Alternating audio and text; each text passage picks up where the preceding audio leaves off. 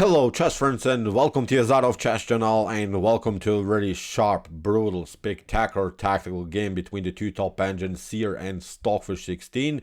Today we see the fish battling it out with the black pieces against the sharp line in the Ruy Lopez theory. Today we see the fish battling it out against the so-called Nightingale Gambit of the Morphy defense of the Ruy Lopez theory. The Nightingale Gambit is really a crazy gambit. Black will give up the bishop for 2 pawns in an early stage of the game, but then will expose black's king. It's really wild opening. Pay good attention, put your seatbelts on. Let's see now what happened. Can Stockfish defend against this wild Nightingale Gambit with the black pieces? So with the white pieces here, Seer open with the move e4. We have e5 by the fish, knight to f3, knight to c6, bishop to b5 is now the Ruy Lopez theory, the Spanish game. a6, Morphy defense, bishop to a4, and now after move b5 we have now the so-called Caro variation of the Morphy defense. We have bishop to b3, of course getting back with the bishop, and now knight to a5, which becomes now the so-called Norwegian variation of the Ruy Lopez theory. Now the fun starts. Stockfish get challenged in this way. Bishop to f7. This is now the so-called Nightingale Gambit here of the Morphy defense. Stockfish of course takes, and now comes knight to e5. So you see the ideas here by white. White get now 2 pawns, an exposed king as a compensation for the lost bishop, and also we have to say it, after a potential d4 move, white will have also a powerful center. When it comes to really counting material and also counting strategic advantages and disadvantages, I think it's a decent compensation. Believe me or not, in this particular line, white has 41% winning success in this crazy gambit. So nothing so wrong, I would say. You have to really know what to do here with the black pieces. Let's see now how Stockfish defended in this particular position. Stockfish in move 7 plays already an amazing theoretical novelty, plays now king to e6. Really wild stuff. Attacks now the knight immediately. In the chess history, king to e7 has been played, as I said, with 41% success for white. So now Stockfish is saying, show me what you got, show me what you go, what are you going to do with your knight. For instance, if you try to protect it with d4, then d6 kicks away the knight, and then you have always the opportunity to step back with the king. Nothing gained here, I think, so much for white. After move king to e6, this Seer engine continued with knight to c3, left now the knight unprotected, but now plays an amazing queen to h5, hits the king, another check, queen to d5, hitting the king steps back here to f6, and now here Seer took the rook on a8, has now rook, 2 pawns, and an exposed king by black, and also the powerful central control as a compensation for the loss of 2 minor pieces. Really crazy game. Stockfish king is exposed, and now really we have to now find the best defensive moves here for black. Stockfish continues with knight to c6. This is a good move. This move is not allowing the queen to escape on a7, b6, b8. You see the queen is cornered here. The issue for black a little bit here is that you will probably not trap the queen, but what you can do here with the black pieces is make the life harder for white. In order to escape with the queen here, for white has to play many moves. White will have to lose too much precious time. Meanwhile, while white is trying to somehow get back with the queen into the game, meanwhile you're doing something. You get maybe 2-3 tempi extra time to develop yourself to bring the king in security. Now comes another dirty idea here by the Seer chess engine. d4. You cannot take the pawn, that's the issue, because after queen to d5, knight to c2 seems tempting, but now king to d1, you pick up here the rook on a1, and now bishop to g5 is actually game over here for black. Queen to f5, we don't want to even pick up the queen, we just go for this one, g4, game over. Really wild stuff. So that's why d4, as I said, white has now powerful compensation for the lost 2 minor pieces. Has a rook, 2 pawns, and also the powerful central control. Really tough to defend this position. We have king to f7. Stockfish drops back. What should white do? If you try d5, seems tempting, but Seer in the beginning here, I think, played really good game in this line, because Seer protected simply its center. Seer is saying, I will not expose myself to here because these pawns are very, very flexible. They're controlling these 4 important squares.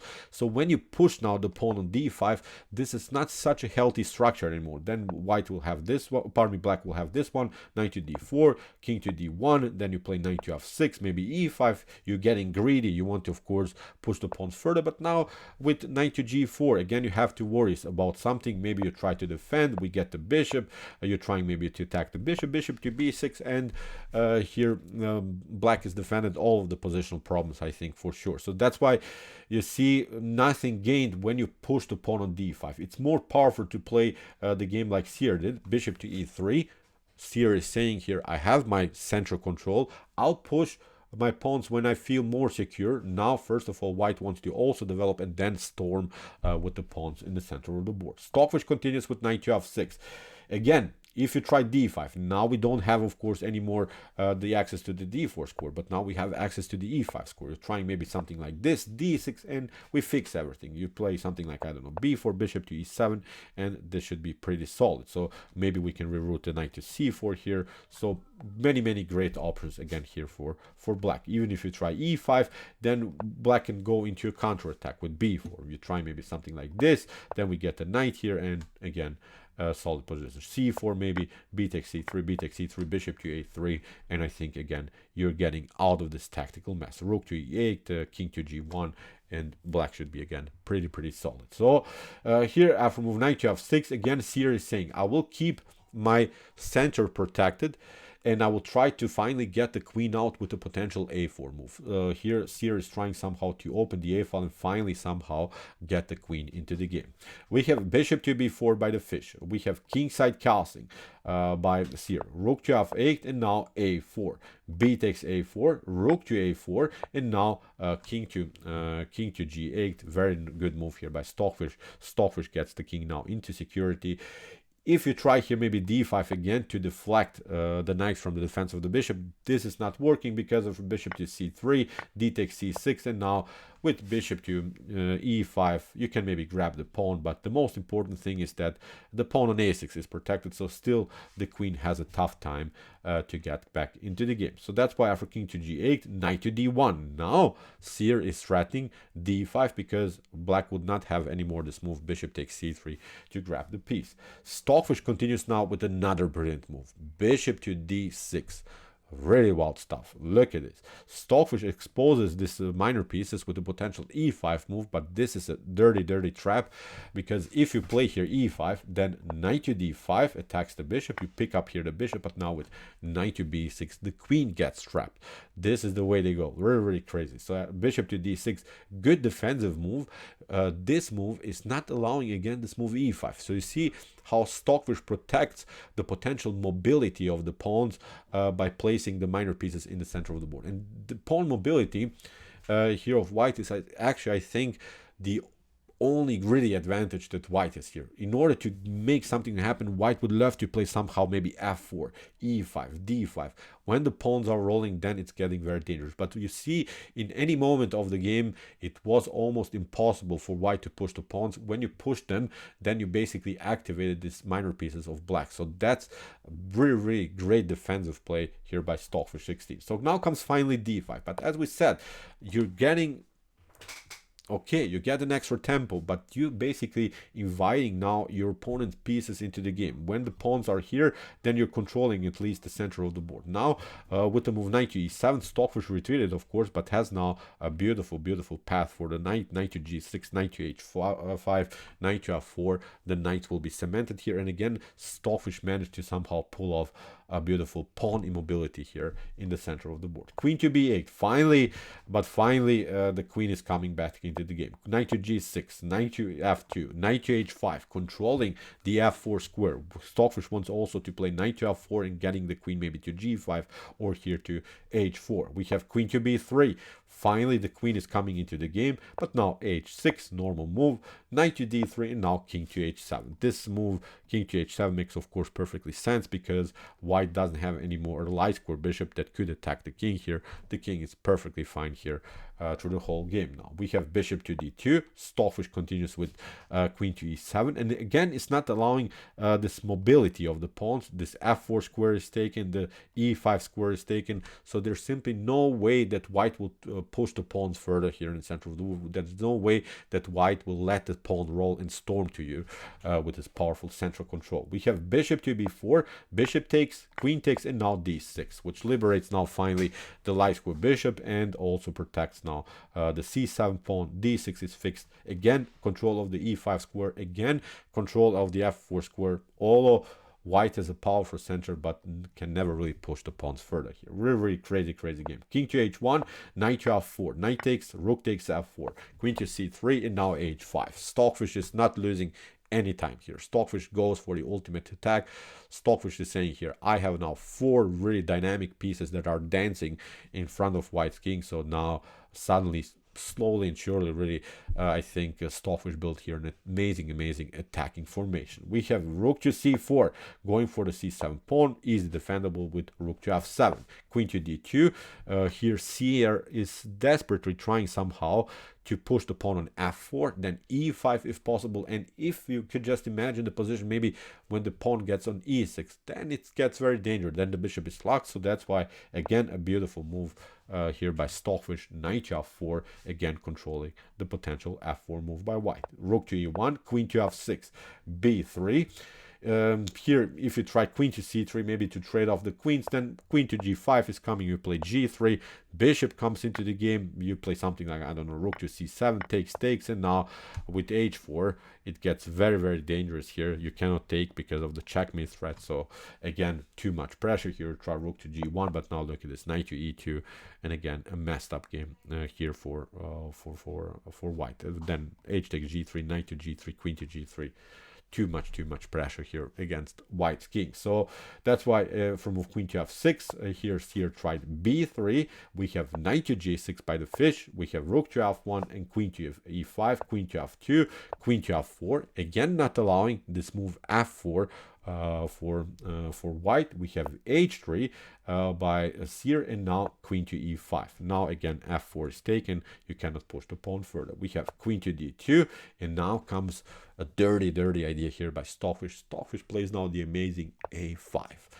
This move seems that it's not doing so much, but this is a dirty idea because it actually is trying here to deflect the queen from the defense of the king. In the game, queen to a5 has not been played here by Seer, but of course we want to see what happens if you pick up now the pawn. Then this one is coming, bishop to h3, g takes h3, queen to g3. You're trying to get the queen back into the defense, but now queen to h3, you cannot cover because also your rook is hanging. You would be forced to get this one, but now knight to h4 with the threat knight to f3. Look at this, you're trying this one, knight to f3, takes, and now the pawn on h5 is protected, and black is much better here. Black is, I think, even immediately winning here for sure. So this is not working. What you could do, and actually was probably even the best move here for white, is to play the move rook to f2.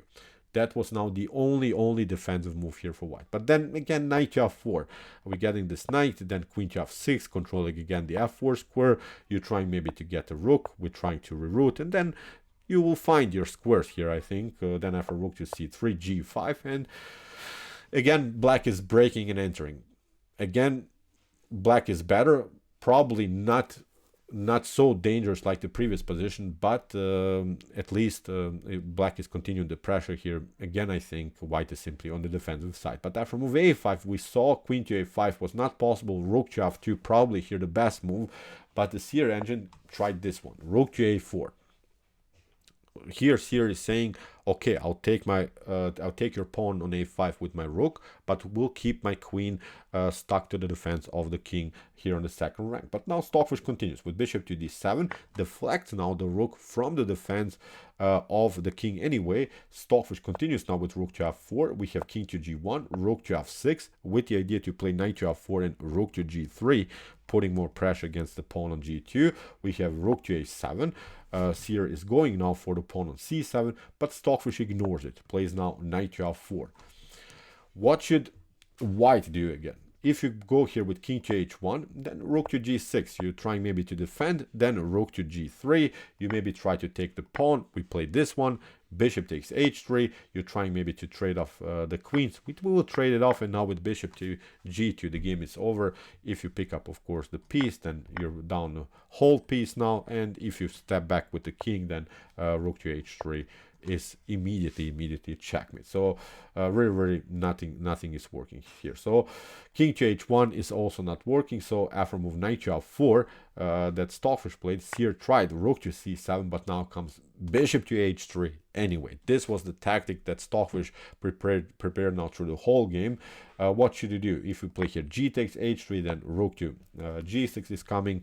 If you go with your king here to h1, then we have this one, rook to g3. You're trying maybe to defend this, but it's simply not working. Even if you go here to h2, then the problem is now you're getting in front of the queen. Then this one is working, knight to e2. You're trying f4, queen to e4 protects, of course, the knight, is also threatening rook to g2 or queen to g2.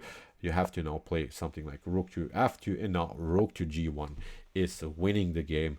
You can maybe grab the piece, but here it's simply not working. So really you can also try queen to d3, but then rook to h1. There's simply no good defense against queen to h1 or rook to h1. So therefore move bishop to h3 here. The position is collapsing. Seer tried this one, rook takes g7. Stockfish, of course, took. Seer also took now the bishop. Rook is coming into the game anyway. Rook to g3, rook to g1, and now after move h4 in this particular position, Seer resigned. Okay, you can take the rook, but then we'll recapture it with the pawn, and the pawn is rolling. Then it will be supported by the knight. Messed up position again here for white. So great game in the Nightingale Gambit. First of all, we have to say a great defense by Stockfish. How Stockfish handled the potential mobility of the pawns in the center of the board was really crazy. Then when Stockfish finally defended, when Stockfish created this pawn immobility, then Stockfish regrouped, then Stockfish activated the pieces, and Stockfish built in a really amazing attacking formation. Incredible game in this rare variation of the Ruy Lopez theory. So, okay, if you want to see more brutal, sharp, spectacular chess games like this, check out our Competent Chess Games Play by Computer series. Here's the link of our playlist, and if you like this content, hit the subscribe button. See you soon with some more videos, and what do we say in the end?